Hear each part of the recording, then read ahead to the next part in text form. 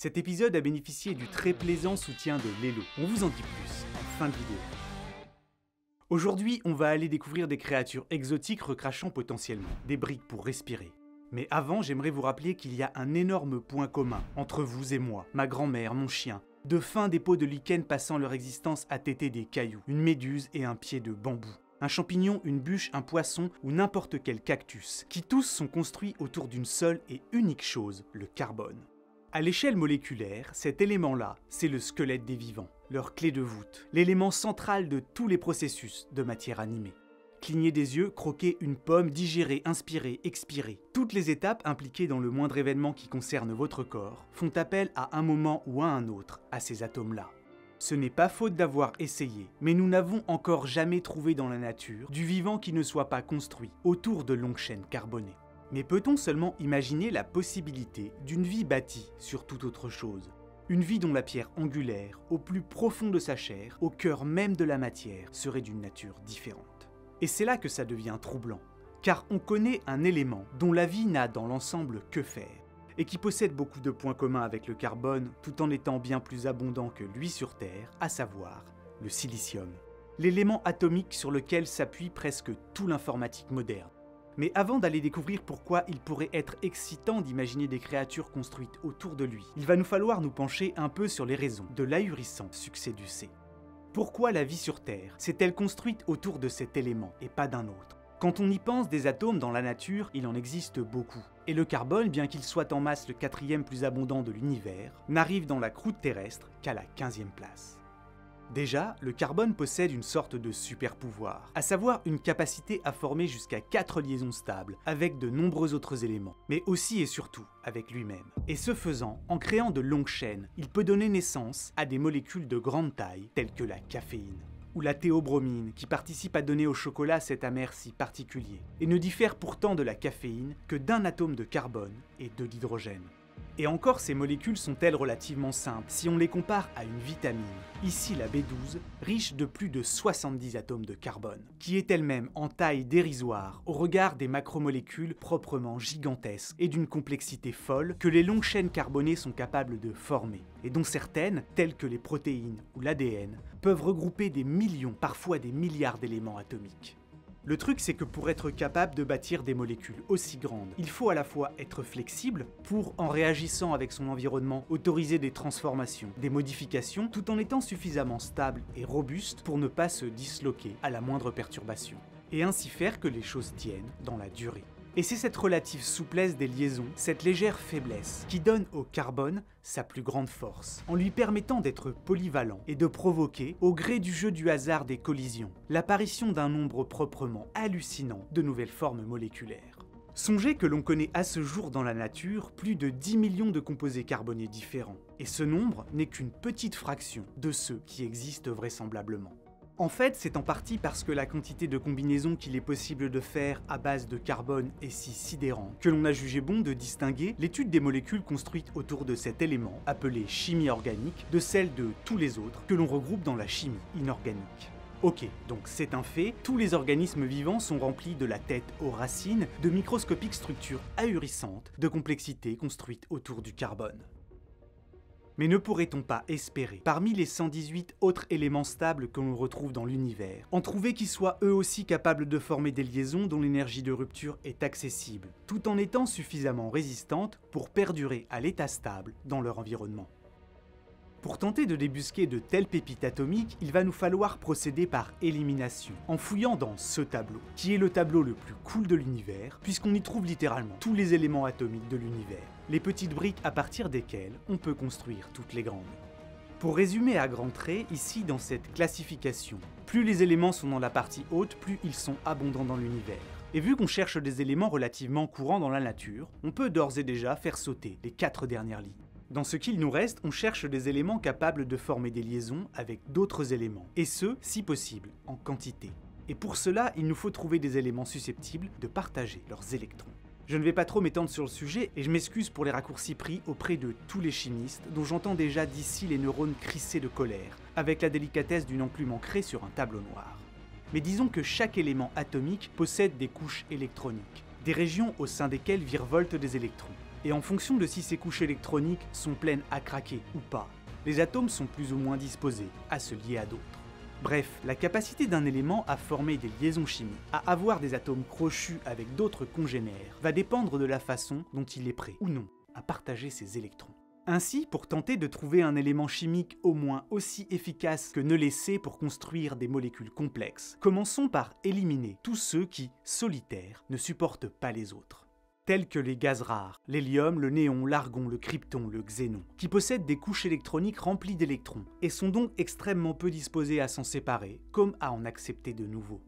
Vous l'aurez remarqué, ces éléments à la réactivité presque nulle et possédant une aversion immense à former des liaisons sont tous dans la même colonne. En fait, dans ce tableau, tous les éléments d'une même colonne se comportent globalement de la même manière, ce qui va, vous allez voir, grandement nous simplifier la donne. Juste à gauche se trouve la colonne dite des halogènes, où l'on retrouve entre autres fluor, chlore, brome et iode, et qui contient des éléments qui ne disposent que d'une place libre sur leur couche électronique. Et ce faisant, il est donc extrêmement rare de les voir former plus d'une liaison avec d'autres éléments. Si on ajoute à ceci le fait qu'ils ont une fâcheuse tendance à l'état pur, à réagir de façon explosive avec tout ce qui les entoure, tout en formant des liaisons extrêmement robustes, on voit bien que ce n'est pas ici que nous trouverons notre bonheur. Les éléments de la colonne d'à côté, tels que l'oxygène, le soufre ou le sélénium, peuvent eux former deux liaisons. C'est bien, mais peut mieux faire. Ceux de la colonne suivante, tels que l'azote ou le phosphore, peuvent en former jusqu'à 3. Ce n'est pas négligeable, mais on peut être plus ambitieux. Et nous voilà arrivés dans la colonne du carbone, avec juste en dessous de lui le fameux silicium, le germanium et l'étain, qui tous possèdent la capacité de former jusqu'à 4 liaisons. Et là, ça commence à devenir vraiment intéressant. D'autant que l'on est tenté d'imaginer qu'en progressant encore vers les colonnes de la gauche, on va avoir de plus en plus de possibilités de liaison, et donc l'embarras du choix.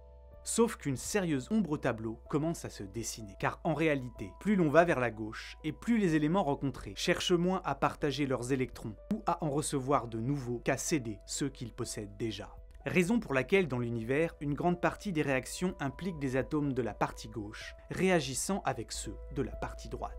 Et tout ce qui se trouve au-delà de la colonne du carbone et du silicium est en fait peu disposé à participer activement à la formation de structures moléculaires complexes. Et ce pour tout un tas de raisons, qui peuvent tenir au fait d'être bien trop réactifs comme le sont les métaux alcalins tels que le lithium, le sodium ou le potassium, ou de former des liaisons ioniques bien trop instables, ou encore des liaisons métalliques uniquement capables de former des structures cristallines répétitives. Bref, vous voyez le tableau, on en a dézingué une grande partie. Et une fois débarrassés, pour des raisons de force de liaison, des éléments les plus lourds de chaque colonne restante, ne nous reste plus qu'un bloc comprenant le silicium et les 5 fantastiques, les KNOPS, carbone, azote, oxygène, phosphore et soufre. Ces 5 éléments-là, associés à l'hydrogène, font l'unanimité parmi tout ce qui vit, et nous n'avons encore jamais trouvé d'organisme pouvant se passer de l'un d'entre eux. Si vous suivez cette chaîne depuis un moment déjà, vous connaissez l'amour que je porte à la bande des KNOPS. Je leur ai même dédié plusieurs vidéos. Agencés les uns aux autres, ces briques microscopiques permettent de construire la cathédrale du vivant. Une cathédrale dont l'édifice, nous l'avons vu, se bâtit intégralement autour du carbone, et qui en est l'élément central, les poutres et les clés de voûte. Or, ça ne vous aura pas échappé, les 5 fantastiques sont accompagnés d'un intrus lui aussi doté de grands pouvoirs. Un élément situé juste en dessous est capable de se lier avec 4 autres atomes en même temps, le silicium. Histoire de bien saisir pourquoi l'on peut projeter sur cet élément l'idée de forme de vie s'appuyant sur des fondamentaux différents, commençons par lister ses forces. Déjà, en conditions terrestres, c'est avec le carbone, le seul élément à même de construire des échafaudages moléculaires complexes et d'une grande diversité. Ensuite, il a la quantité pour lui, car même s'il y a dans le cosmos 10 fois plus d'atomes de carbone que de silicium, sur Terre, ces derniers représentent plus de 28% de la masse de la croûte de notre planète, alors qu'à peine 0,03% est constitué de carbone. Ok, c'est un bon début, mais avant de s'emballer du simple fait qu'ils sont littéralement partout autour de nous, il va aussi nous falloir passer en revue la longue liste de ces promesses déçues en s'intéressant à ses faiblesses. Déjà, les atomes de silicium, qui sont près de 2 fois plus grands et massifs que ceux du carbone, peinent à former des liaisons doubles ou triples avec eux-mêmes, comme le carbone sait si bien le faire, et vont donc la plupart du temps préférer former des chaînes linéaires aux liaisons simples, ce qui devient problématique quand on songe que ce sont entre autres les liaisons doubles, qui sont au cœur de la géométrie en double hélice des molécules d'ADN. Ajoutez à cela le fait que la plupart des molécules complexes que le silicium est capable de bâtir sont instables dans l'eau et se délitent facilement aux températures ambiantes. Et vous commencez à avoir un petit problème. Et puis surtout, sa principale faiblesse réside dans la force de ses liaisons. Car contrairement au carbone, dont les liaisons ont tendance à être de forces similaires et qui autorisent donc une grande variabilité de configuration géométrique différente, en permettant aux molécules de changer facilement de partenaire atomique, le silicium, lui, une fois lié, en démord difficilement, ce qui fait qu'il est bien plus limité en termes de polyvalence. Pour le dire autrement, chez lui, la poigne de la première liaison est toujours la plus forte, et c'est cette force qui diminue sa souplesse, au point de pouvoir littéralement finir par figer dans le dur les composés qu'il forme. Je m'explique. Parmi son répertoire de partenaires possibles, il en est un que le silicium affectionne tout particulièrement, celui que l'on aime tant respirer. Mettez-le en présence d'oxygène et inévitablement, ces deux-là vont rapidement se lier et ne voudront plus se lâcher. Cela peut sembler anecdotique, mais sur Terre, en se liant à l'oxygène, le silicium a fini par former des polymères complexes, connus sous le nom de silicates, et qui constituent la majorité des roches qui vous entourent.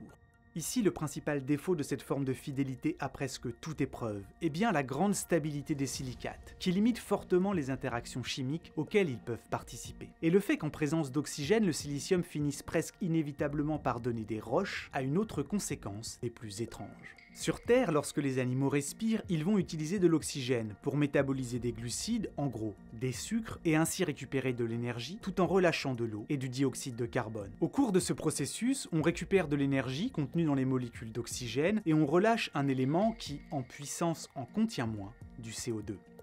Bien, maintenant imaginons que sur une autre planète, d'hypothétiques formes de vie extraterrestres, construites autour du silicium, soient capables d'exploiter l'énergie contenue dans l'oxygène présent dans leur atmosphère, en le faisant interagir avec de longues chaînes atomiques de leur cru, pour en sortie relâcher non pas du CO2, comme toute forme de vie carbonée le fait sur notre planète, mais du dioxyde de silicium, de la silice, SiO2. On voit là que de petits problèmes pratiques ne vont pas tarder à se dessiner. Car si le fait d'exhaler un peu moins d'1 kg de CO2 par jour pour une personne de taille moyenne ne présente aucun problème, si vous aviez la même masse à faire sortir, mais cette fois-ci sous forme de sable, par les poumons, bref, vous voyez le problème. Quand on est une forme de vie carbonée, au premier abord, les cailloux, les galets, ne correspondent pas vraiment à l'idée que l'on se fait de résidus produits par l'activité de vivant, ni d'ailleurs le genre de truc que l'on affectionnerait voir s'accumuler dans notre organisme.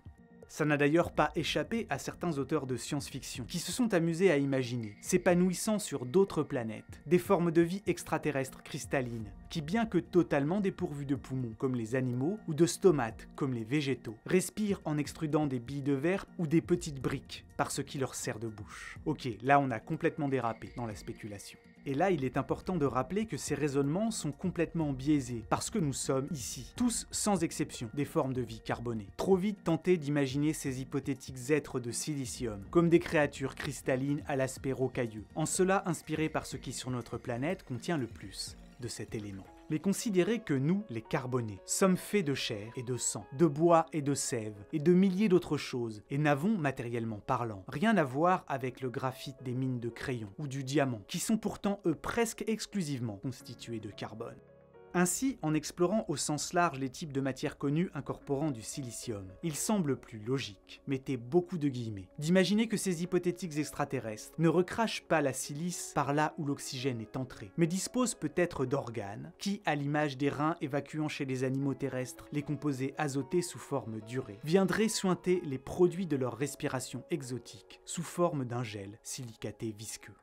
Mais encore une fois, le souci c'est que ces spéculations restent proches de ce qui nous entoure, avec des créatures dotées de muscles, de fluides et de squelettes, constituées de toute une gamme de matières que l'on est allé piocher dans les formes moléculaires construites à base de silicium connu. Prisonniers de notre condition carbonée, bloqués par le manque d'alternatives à ce que l'on connaît. Il nous est ici impossible d'imaginer quelque chose de radicalement différent.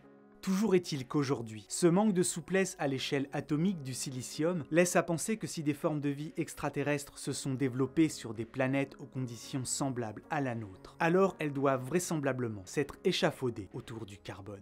Pour autant, et aussi chauvin de cet élément que nous le sommes, peut-être qu'une manière d'imaginer d'autres possibles serait de revenir aux défauts fondamentaux du silicium. Car ce qui est assez génial dans cette histoire, c'est qu'en dépit de toutes ces difficultés rencontrées, il n'y en a aucune qui soit une fin de non-recevoir. Et peut-être même que, sur des astres aux conditions différentes, se glisse un peu d'espoir. On connaît par exemple des solvants, tels que les hydrocarbures liquides à très basse température, dont on soupçonne l'existence à la surface du satellite Titan, qui sont pour les molécules complexes à base de silicium des havres de stabilité. Les silicones sont eux relativement stables dans l'acide sulfurique, une substance contre laquelle se frotter fait en général regretter aux espèces carbonées d'être nées. Quant au polysilanol, grossièrement équivalent de sucre pour les molécules composées de silicium, ils sont solubles dans l'azote liquide. Bref, certaines faiblesses sur Terre pourraient bien s'avérer être des forces ailleurs, et sur des mondes aux compositions chimiques et aux conditions de température et de pression radicalement différentes. On peut s'amuser à imaginer l'existence d'une biochimie extraterrestre, de l'extrême, une biochimie de l'étrange, à l'ossature différente, et qui, construite autour des propriétés du silicium, aurait pu faire émerger pour le vivant un autre terrain de jeu que celui que l'on connaît. Après, et sans avoir besoin d'aller aussi loin dans l'espace, on connaît déjà sur Terre des vivants utilisant le silicium en quantité telle que les diatomées. De petits organismes unicellulaires marins capables d'utiliser la silice dissoute dans l'eau de mer pour se construire de magnifiques squelettes en verre. Au centre de ces structures vivent des êtres de carbone, encapsulés dans un cocon cristallin richement doté en silicium. Un élément qui, bien qu'il intervienne parfois au sein de quelques processus biochimiques, en permettant à certains vivants de se confectionner une armure, n'a jamais été retrouvé au cœur de la machinerie. Et même s'il y a dans la croûte terrestre quelques 925 atomes de silicium pour chaque atome de carbone, indubitablement sur Terre, le roi indétrôné c'est. Et pourtant, malgré cette incontestable domination, la question de savoir si c'est est la seule charpente possible pour le vivant, ou si peut exceptionnellement venir écrire une autre grammaire de la vie sur des planètes aux conditions différentes, n'est pas tranchée. Toutes ces questions peuvent vous paraître totalement loufoques. Et pourtant, réfléchir aux solutions exotiques que le vivant pourrait avoir trouvées pour prospérer ailleurs permet à la fois de mieux cadrer les signatures extraterrestres que l'on recherche sur d'autres planètes, mais également de mieux comprendre l'origine de la vie sur la nôtre. Car étrangement, le silicium pourrait avoir influencé le vivant que l'on connaît dans sa nature profonde. Lorsque l'on regarde de très près les organismes carbonés, on constate qu'à l'échelle moléculaire, tous les glucides, comme les acides aminés qu'ils contiennent, possèdent la même orientation. Alors que, pour une même composition chimique, deux versions miroirs de chaque molécule sont à chaque fois possibles. Dès lors, comment expliquer que l'on ne retrouve autour de nous, en nous, que des glucides orientés à droite et des acides aminés orientés à gauche, et pas un peu des deux versions, ou majoritairement leur forme miroir? L'une des hypothèses permettant d'expliquer cette bizarrerie est que ce sens de la vie aurait été en quelque sorte dicté aux acides aminés et aux glucides par l'environnement primitif qui les aurait vus naître. Un environnement rocheux, dont la surface riche en silice, en servant de pouponnière aux premières molécules complexes, aurait aux échelles microscopiques spatialement orienté le produit des réactions chimiques carbonées. Sur ce, j'aimerais chaudement remercier notre torride partenaire pour cette vidéo, Lelo, qui est de loin la marque la plus plaisante avec qui on ait eu l'occasion de travailler, étant donné que c'est de très loin celle qui vous donnera le plus de plaisir. Car Lelo a créé pour nous un univers de plaisir presque aussi vaste que ne l'est l'univers observable, sous la forme de jouets pour adultes pensés pour changer notre façon d'appréhender le bien-être sexuel, pour découvrir et se redécouvrir, pour prendre ou donner du plaisir. Tout ça sans compter que leurs créations sont visuellement de petits bijoux aux designs élégants. Sur leur site, vous trouverez des jouets pour adultes pour tous les genres et pour tous les goûts. Des jouets savamment pensés pour mettre un zeste de délicieux piquant et de vibrants moments d'extase dans votre couple comme dans vos plaisirs plus solitaires. Ceci n'est pas une alliance, mais pour l'avoir longuement essayé, seul comme à deux, je dois bien avouer qu'avec cet anneau, je me laisserai volontiers passer la bague au doigt. D'autant que cette merveille peut même vibrer et se commander à distance. Bref, un petit bijou à partager ou à s'offrir en cadeau à soi-même. Détendez-vous, laissez-vous aller, que vous soyez seul ou bien accompagné. Lelo et leurs créations vous feront découvrir avec volupté de nouveaux terrains de jeu personnalisables à explorer. Et puis que vous soyez plus terre-à-terre et mode avion, ou un as de la voltige et amateur de vibrations, dans tous les cas, vous risquez de vous croiser au 7e ciel. Lelo, c'est en quelque sorte un voyage dans l'espace à moindre coût, avec à la clé l'assurance d'un plaisir intense à déguster seul ou à partager. Bref, votre corps est une machinerie splendide, à explorer, à redécouvrir. Il n'y a aucun mal à se faire beaucoup de bien. En passant par le lien sous la vidéo, avec le code BALADELELO, vous pouvez bénéficier pour tout achat du Thor 3 d'un cadeau extrêmement hydratant. En plus, cerise sur le gâteau, leurs sextoys sont en silicone, un composé inorganique souple et s'adaptant parfaitement à toutes les formes et à toutes les tailles, et qui, essentiellement constitué d'atomes de silicium et d'oxygène liés les uns aux autres, fait que même si aucune forme de vie à base de silicium n'existe dans l'univers, À défaut, cet élément peut être indirectement une grande source de plaisir pour les êtres carbonés comme nous. La boucle est bouclée.